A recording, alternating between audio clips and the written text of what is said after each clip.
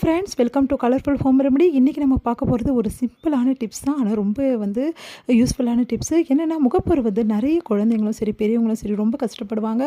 முகப்பரு போகவே போகாது. அதுக்கு சிம்பிளான ட்ரீட்மெண்ட் நம்ம வீட்டிலேருந்தே பண்ணலாம். ஒரு கைப்பிடி அளவு இந்த மாதிரி புதினாவை நீங்கள் எடுத்துக்கோங்க. ஃப்ரெஷ் புதினாவாக இருக்கணும்.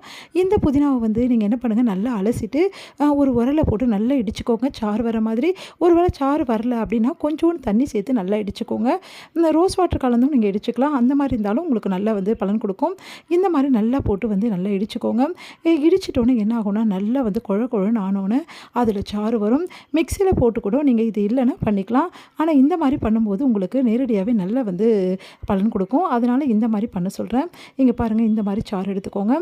நைட்டில் தூங்க போகிறதுக்கு முன்னாடி எங்கெங்கே பிம்பிள்ஸ் இருக்கோ அந்த இடத்துலலாம் இதை நல்லா பஞ்சில் தடவிட்டு எல்லா இடத்துலையுமே அப்படியே நீங்கள் அப்படியே போட்டு விட்டாலும் சரி, இல்லை தடவி விட்டாலும் சரி, நல்ல பலன் கொடுக்கும்.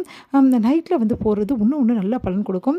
இதை பேஸ்ட்டாக தடவியும் நீங்கள் பண்ணலாம். இந்த மாதிரி சாறு எடுத்தும் பண்ணலாம். பேஸ்ட்டாக போட்டால் பிள்ளைங்கள்லாம் பெட்டெல்லாம் ஆக்கிடுவாங்க.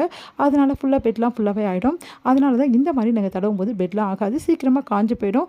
அது அந்த முகப்பரு இருக்கு இல்லையா, அது காஞ்சி போய் கீழே கொட்டிடும். அதனால் உங்களுக்கு இது நல்ல பலன் தரும். இந்த ரெமெடி உங்களுக்கு பிடிச்சிருந்தால் லைக் அண்ட் ஷேர் பண்ணிக்கோங்க ஃப்ரெண்ட்ஸ். தேங்க்யூ.